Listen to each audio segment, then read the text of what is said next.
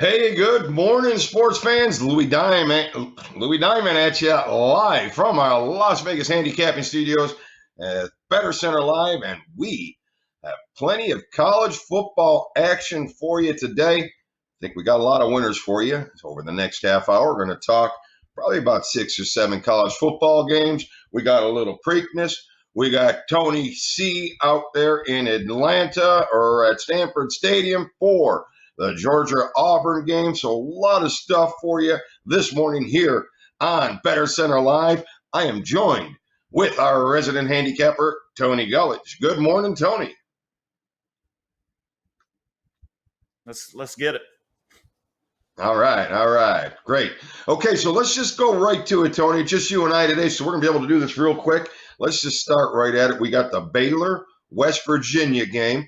Now, that game opens up at with Baylor, Baylor, a 2.5-point favorite. It's been bet down to 1.5. The total opens up at 55. It's down to 54. West Virginia, are they going to be able to finally get themselves a Big 12 win at home? It's been a while since they had one, Tony. What are your thoughts here today? Yeah, I'm going to end it up on Baylor here. Tough spot. There's a lot of things that make you not want to take Baylor, but I think the fact that they're favored on the road in a spot they've never won, they're 0-5, or actually 0-4 at West Virginia, trying to get their first win there. Baylor has the stronger running game. I think West Virginia's defense is what's going to cost them today. I like Baylor to put some points up and get out of here with a win. All right, looking a little Baylor out of stock. I don't have much of a vibe for the game. I think West Virginia has been beating themselves, and they talk about how they're beating themselves, and I don't like betting on a team that is beating up on themselves. So that worries me there. So I got to agree with you a little bit on the Baylor side. So Tony gives us a little edge on Baylor today, minus the 1.5. Next game on our schedule is the South Carolina Gamecocks. Now they travel to the Florida Gators, and South Carolina is a fat here, getting 16.5 points and opened up at 19.5. A lot of money hitting them on the Gamecocks here. Total went from 55, it's up to 57. A little touch on the over. What are you thinking, Tony? Well, it bit back up to 17 this morning when I took it. So South Carolina plus 17, and that's the play for me. Florida, big performance offensively last week, almost 700 yards. Trask, the quarterback, pretty big day. He looked pretty good. The defense, though, for Florida, if Lane Kiffin wasn't such a bum and terrible play caller, I think they could have been right there in that game. But Kiffin, as always, finds a way to interject himself into the team, into the mix. He almost has to be part of the profile of the game. And I thought it cost them against Florida last week, even though they put up 600 yards on the Florida defense. It wasn't enough. Florida got the cover. South Carolina, tough loss. It was right on the number. They lost 31-27 to Tennessee. There were some things that were positive for South Carolina. Big turnover, pick 6 from their quarterback. He's got to avoid that. That was very costly to him. I think the 17 points is too many. I'm looking for something more in the 35-24 range. So there's plenty of value on South Carolina with this big number. Try to get 17 if you can. There's plenty of 17s out there. Well, I'll tell you, I'm looking right now, Tony. It got steamed right now. I'm seeing 16.5 almost everywhere right now. So I think the word's out on you. I think the word might be out on you here with a little bit of a dog here today, getting 16.5. But if you can get to 17, obviously you want to look for it. And this might be one of those scenarios where you want to buy it to 17 because it is a key number. 17 is a key number. And it takes you from a push, from a loss to a push should it land on. So I would probably stretch it out, go the extra mile here, and grab the 17 if you want to follow Tony's advice here and grab the points in this matchup. All right, next game on the schedule. It's a doozy today. Auburn is at Georgia. The game opened up with Georgia -7. We got some a little steam on Auburn. The total is 45. Let me see if I got us an update here. 43.5 now. So it's been steamed under. As I told you yesterday, I'm on the under here today. And Tony, give us a little opinion, your thoughts on the game if you have something before we head out to Tony Cusimano out there at Sanford Stadium. Yeah, You got any thoughts here? Yeah, I bought it at 7.5 this morning. I took Auburn. The money is going back on Georgia, it appears. The thing that there's a quarterback issue with Georgia. Who's going to start? And I agree with the under to some extent. I think this is going to be a grinding game. When Malzahn plays these guys, he likes to take the tempo down to nothing. I've looked at a couple of these games that they played, and this guy tries to, I don't know, something about Malzahn I do not like. I think he's too aggressive in bad spots. But with that said, I think this is a good opportunity for them to come in here, and a touchdown in this kind of game just seems like way too much. I have it as about a 4-point game, Georgia by 4. So it's crossing a key number. Without going into crazy detail, I think the situation at quarterback for Georgia's a little sketchy. You know, we'll see who starts later on. Like I say, Mr. Cusimano might have some information for us. But I think Auburn, with their decent ground control offense and a good defense, will be able to keep this game close, and it'll come down to the end. Yeah, I kind of feel the same way here. I think it should be a tight game, but I definitely think it's going to be an under game. I feel Georgia's going to struggle offensively, just as Auburn will. But you know what? Let's get a little bit of the real scoop from Mr. Cusimano. He's out there live in Georgia and Athens, Georgia, getting us the scoop on the game. You get anything out there for us there, Tony? What do you got? All right, thank you, Lewis. Yes, your man on the street here, Tony C. As you can see, Sanford Stadium in Athens, Georgia, home of the Georgia Bulldogs. Now, it's on lockdown here, believe it or not. They're going to have 25% of the stadium filled. You'll hear a little bit of noise behind me here as the crew, grounds crew and stuff driving back and forth here. There'll be kids walking around, but as far as, you know, the campus is on lockdown until, you know, the game kicks off at 7:30 tonight. So with that, I did run in, believe it or not, into the coffee donut shop. I ran into the coach, Kirby Smart, and I just said to him, hey, who's quarterbacking today? And he had no answer for me. He shrugged his shoulders. We'll see, was his answer was pretty much. So you're right, Tony. We don't know the quarterbacking situation. We go back to last week at their win at Arkansas. They started with DeJuan Mathis. He couldn't get anything generated, so then they turned to Stetson Bennett. He got the troops in order, led them to the win, but of course they had no ground game last week on the road at Arkansas. Another interesting note about the quarterbacking position, if you remember last year's USC transfer, JT Daniels with the bad knee. He's been cleared to play medically. So we might see JT Daniels, and then, of course, Carson Beck could see some action. Now, this is a quote from WSB Atlanta, the local news source here. Coach Smart said he wants to develop all of his quarterbacks. So we don't know who we're going to see today, and I agree with you, Tony. That's an awful large spread, 7. It has been as high as 7.5. So we'll see as far as that goes. Again, and as far as the total, well, the odds makers are telling you it opened at 45. It's down to 43, 43.5. I mean, that tells you probably going to be a tight game. Last year's game, just so you know, Georgia won at Auburn 21-14. 35 points. So I would think it's going to be something similar. Quickly about the visitors, Auburn, you've got Bo Nix at quarterback. He led his troops 29-13 over Kentucky last week. I mean, if Bo Nix goes down, their quarterbacking situation, I mean, it's Bo Nix, and that's it. So we've got number 4, Georgia, against number 7, Auburn. This is what it's all about. Oh, a little history lesson here. These two teams have been meeting since 1892. The first meeting was at Piedmont Field in Atlanta, Georgia. So, you know, a little history lesson there. So this is one of the oldest rivalries in the South. Goes back to 1892. I'm a points guy. I've said this before. I've got to take that 7.5 with Auburn. As far as the total, I mean, we don't know who's quarterbacking for Georgia. We don't know who's leading the troops. This kid's going to be rusty if he does play JT Daniels. I mean, we have to put some logic behind it. The kid's got a bum knee, or he's coming off of a bum knee. I mean, he's cleared to play, but is he going to play?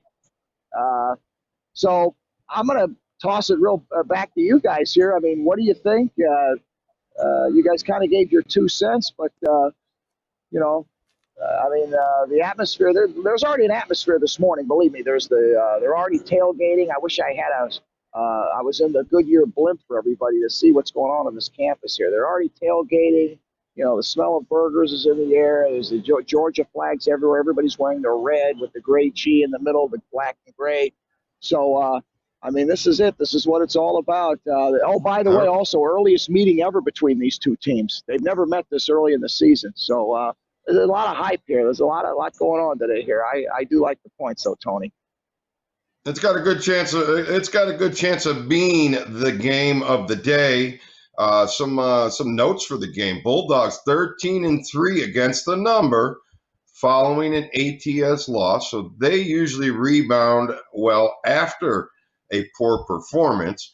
5-2 against the number their last 7, 9-4 their last 13 conference games, and 15-7 against a team with a winning record. So Bulldogs bring a little something to the table, but so don't the Tigers in the history. 11-5 against the number their last 15 games overall. So when you got two hot teams covering the number, I gotta lean towards the dog in a scenario. Excuse me. When you have an offense that struggled the way they struggled against Arkansas last week, I don't believe they're going to be able to put the points on the board against this Georgia defense. But I don't. Georgia has too many questions on offense as well.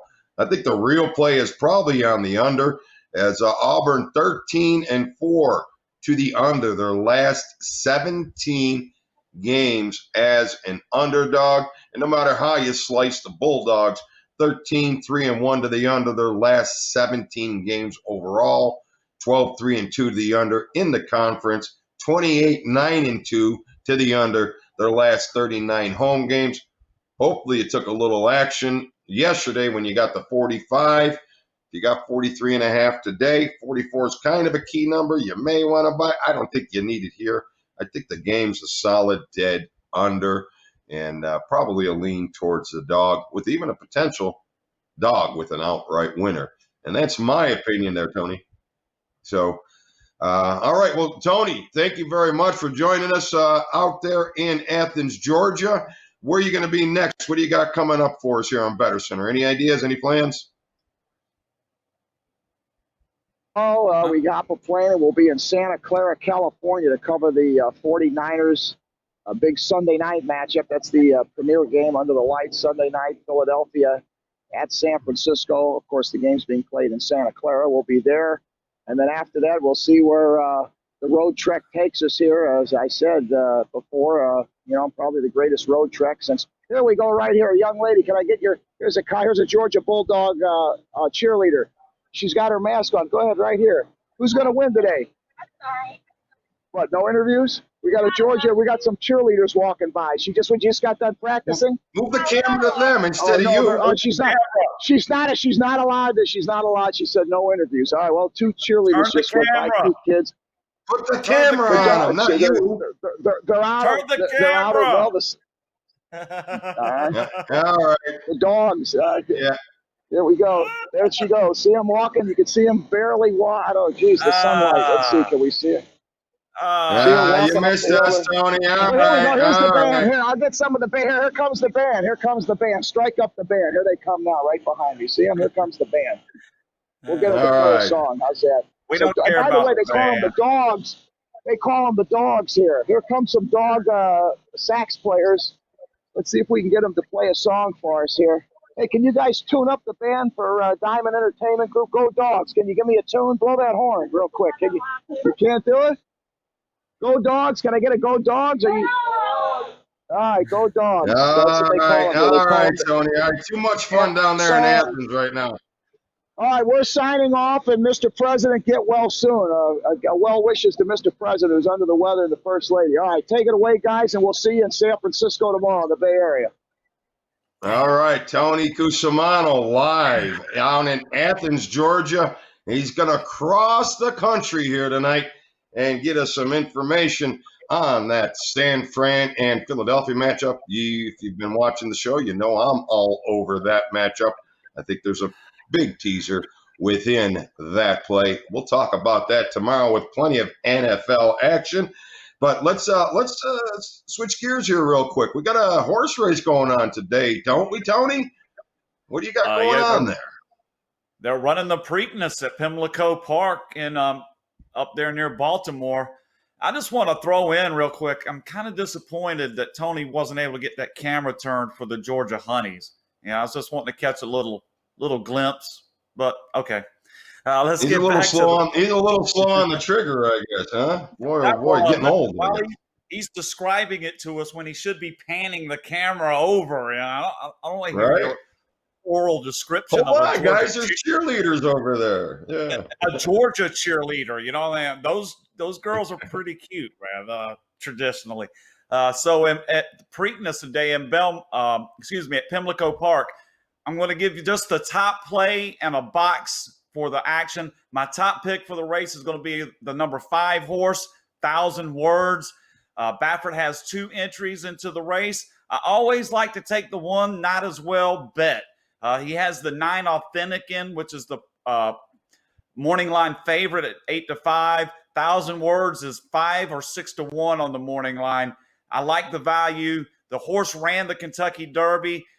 So you also get that going for you. I love a horse coming back in. Plenty of I call them new shooters. Plenty of horses that didn't run the Derby are running today, but I don't see a lot of contenders in that group.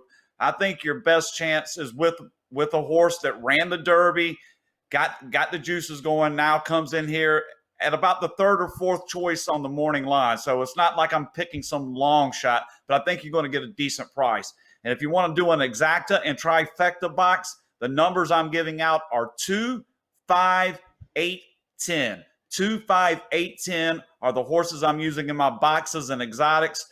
Good luck. Another one of the Triple Crown races coming to you from Pimlico up there in Baltimore today. Should be a good race to watch. All right. 2, 5, 8 is Tony's number today. 2, 5, 8, 10. 2, 5, 8, 10. 8, 10. 2, 5, 8, 10 is the combination for Tony's lock today. And my combination for the horse races are always 4, 2, 3. So it doesn't matter who they are. Because my horses go off at 10-1.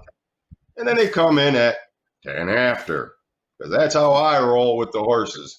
So I will not offer you any such advice here today.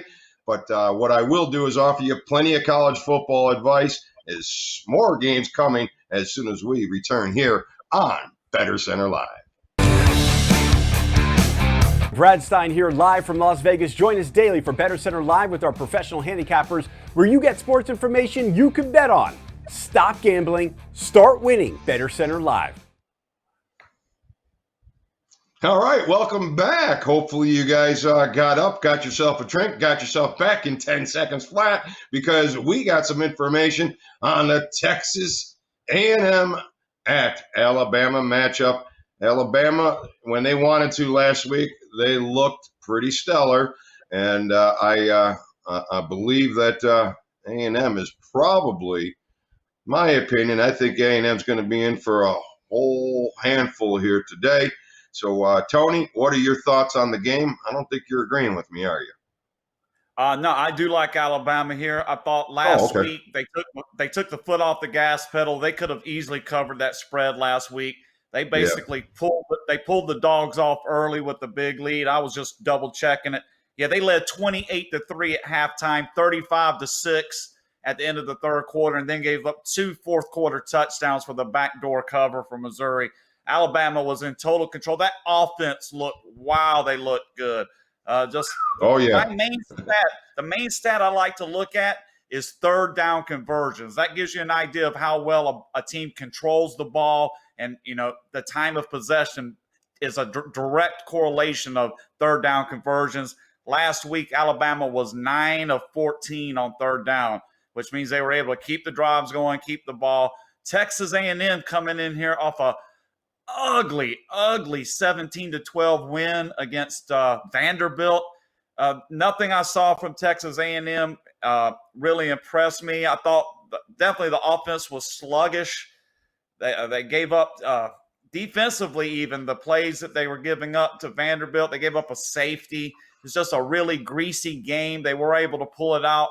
But coming in to take on Alabama, I think they're just completely outmatched. I got this as a 23-point game. So you're looking at something in the range of 44-21. I think Alabama has value based on not covering last week. To me, that I love those situations where you can get these big boy teams that didn't make a number in a good setup against a weaker opponent, which pretty much anybody Alabama plays is going to be considered a weaker opponent. But when you get up to over a touchdown, 10, 15, now we're up to 18, the books really call, and I agree with the books this week. Alabama should walk the dog. I think they could even put the number a little higher here. Alabama's the play for me.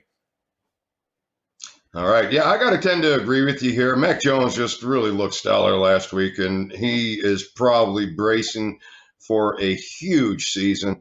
And he may, from what I saw, it was, I mean, I don't know if it was Missouri was that bad, but he truly looked that good. A&M struggling against Vanderbilt. Yeah, he really did. And A&M struggling the way they did against Vanderbilt, yeah, they're looking ahead. So that was kind of expected, but I think A&M has their hands full here today. I think Alabama in the first half is probably the play again, like we did last week, maybe in the first quarter again. But I think you could dance all around Alabama here today. I don't think A&M's going to be able to beat Texas A&M had to get a pick six to win the game, basically. You know, without that pick six in the fourth quarter, they were 31-point favorites, and it took a big defensive play to pull that game out. Yeah, they did not. It's one thing to be flat looking ahead, but just the whole game they were flat from start to finish. It was like there was never they never like put up lace up the cleats and said, "Let's get it, guys." At no point the defense saved them. The defense will not save them today. So if they think they're going to be able to swing in and do something with that crap today, it's not going to work. All right. Listen, viewers, please subscribe. If you're out watching us on Facebook or if you're watching us on YouTube, please subscribe. So this way you can get this information as soon as we get it popped out to you. Not every day we can start on time, but we're doing our best to get our schedule real tight. So this is a new show. So we're going through our little growing pains just like anybody else. But at the same time, we're not having growing pains on the information that we're giving you. It's been dynamite, actually. I'm pretty proud of the guys that we got here, giving you some solid information. Thank Tony for showing up almost every day. Ross and Chip every Monday through Friday here to give us the information. Del, when we can squeeze him away, he's here to help us as well. So please subscribe below so you can get the information as soon as it comes available. I got some big teasers for us in the NFL tomorrow. A lot of action for you in the NFL tomorrow. You're not going to want to miss it. We'll be here at 7 a.m. Pacific Standard Time for this game. Now, let's travel to Mississippi State, where they are a nice fat favorite against the team that slowed Georgia down for the first half last week, Arkansas. Now, the real question is Mike Leach. Boy, oh boy, big week last week, really impressive offense. And are they going to be able to parlay it after beating the national champs, coming again now this week, laying some big points in this matchup? So I know you really don't have a play on this one, Tony. I will here in a second. But before I jump in and give you a play, do you have any thoughts on this game? I mean, the Mississippi State offense, passing-wise, was impressive. They only had 9 yards rushing against LSU last week, but 585 yards passing. They even committed 4 turnovers, 2 picks, they lost 2 fumbles. Even with, you think if you go to LSU and commit 4 turnovers, you're going to lose by 30 points, right? But with that passing attack, Leach is a crazy guy, okay? I mean, I think we all know that. He's eccentric. I used to remember him driving me nuts up in Washington State or wherever before that, where the hell he's been all over the place. Texas Tech, maybe. Texas Tech. Yeah, where he goes for these unusual situations, these 4th down calls. There's a few of those coaches out here. He's one of them. I mean, they almost interject themselves into the game with their play calling and decision making. Leach is certainly one of those guys. Sometimes it looks great, but then sometimes it's just a total disaster that kills the momentum of their team. As long as Mike Leach lets his team perform the way they looked against LSU, I think they're looking good today, but it's always a tricky spot coming off a huge upset win like that. You almost expect them to be flat. They're giving 17 points to an Arkansas team, golly. What do you got, Lou? I really don't have much on it, but, I'm anticipating hearing what you have to say here. Well, I think Mike Leach has a quarterback, and that's a dangerous scenario for all their opponents because he loves to throw the ball. Obviously, you saw they had no rushing last week. They're probably not going to have it again today. So my thoughts are he's going to throw the ball almost every single down. And I don't think, Arkansas had a good week last week, the first half against Georgia, but then they really shit the bed right after that. I don't think Arkansas can hang with this team. I think Mississippi State will probably blow them out. And I'm actually liking the over in this game because no matter what happens, Leach, I don't care what he's up by, he's still throwing the ball. And he's got a quarterback. They're executing, even though it was only one game. It wasn't national champs, and they are supposed to be flat this week. I think Leach will have them ready. So I'm liking Mississippi State minus the big wood, but I also like them in a teaser today with the over. I think you got some money in that game.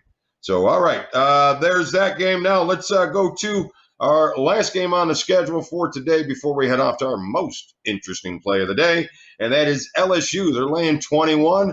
They are at Vanderbilt. Vanderbilt, big game last week, and played them tough. Will they be able to hang with LSU after LSU with the big getting upset dramatically last week? What do you think, Tony? Yeah, LSU in the bounce back here. I love this kind of situation where you get a good opponent that shit the bed on those against the point spread. They lost straight up, so obviously LSU was disappointing. Vanderbilt, 30-point underdog last week. It takes a pick 6 to beat them. So you get both sides of that equation. The team that underperformed against a team that overperformed. That's when you're going to get the maximum value on the line. 21 points. I mean, unless Vanderbilt finds an offense here, I think they're just going to get plowed over. I'm looking at something like 41-6, 41-10, somewhere in that range. I'm looking for a very, very comfortable LSU win here today. Yeah, I would think so. They're not going to be as bad. They're not going to be nowhere near as good, but they're not going to be as bad as what showed up last week. That was a monumental game for Leach last week. I think the same thing. I think Vanderbilt pays the price for their embarrassment. Yeah, Vanderbilt pays the price for that big embarrassment last week. LSU comes, guards up. You probably want to throw them on a teaser as well. So, okay, so now that being said, let's just we got 2 of us here today, Tony. Let's get these guys a couple winners to close this show out. If you had something to give somebody a winner today, what are you going to tell them? All right. Well, I'll tell you what, the play that I really think, and we can make it the most interesting play, or we can just roll this as a really good play that I like today. It's going to be Central Florida. Pull it up here. They're playing Tulsa, minus 21. I made 1 or 2 big notes. Central Florida, I have written down here, no mercy, Cobra Kai. This team will score and score. They'll keep running that offense with. They could be up 38 points with a minute and a half left in the game, and they're still running offense, okay? They're not taking knees. That's just the way, and they go fast. It's like a race to get back up to the ball and snap it. And then you got Tulsa. They lost 16-7 and covered the spread against a terrible performance against Oklahoma State. So Tulsa, here's the stat that I'm going to throw out here to you. Against a team like Central Florida, it is vital, totally vital that you maintain possession of the ball and keep that offense on the field. Last week against Oklahoma State, Tulsa was 0 of 14 on third down conversions. They did not convert a third down the entire game. So you come into a high-octane offense like Central Florida, not able to maintain possession of the ball, it's a recipe for an absolute beatdown. This might be the biggest beatdown of the day, in my opinion. I have this plenty of line value. I have it at 31. I love the fact that Tulsa hung in with Oklahoma State. That really enhances the line value in my eyes as a handicapper. I think if you want to really if you need one game to win today, I would say Central Florida is that game. All right, Central Florida in a walk-off. All right, looking for the blowout from Central Florida today. Maybe you want to throw that in a little teaser as well, people. All right, my most interesting play of the day is going to be a little bit of a home dog, and I think that they got the chance to win outright, and that is going to be with Iowa State, the Cyclones. They've had this game circled. They circle it every year, and this is an opportunity for them. Oklahoma, sure, after the big upset, they're going to rebound. But now they're going on a road in an environment of a team that has them circled. They don't rebound. They're in a tough battle here today. I like the points. I even like some of the money line with Iowa State. So take those guys, hopefully, to the bank here today. Make yourself a little money. And I'd like to thank Tony Gullidge for joining me here today on Bettor Center Live. Be back again tomorrow at 7 a.m. Pacific Standard Time with plenty of NFL picks, plenty of NFL teasers, money line parlays, and lots of action for you in the NFL. So please subscribe on Facebook or YouTube so you can get us tomorrow morning as soon as we're ready to get you some winners. This is Louis Diamond. I'd like to thank Tony Gullidge for joining me here today. You're watching Bettor Center Live. Looking forward to seeing you here again tomorrow.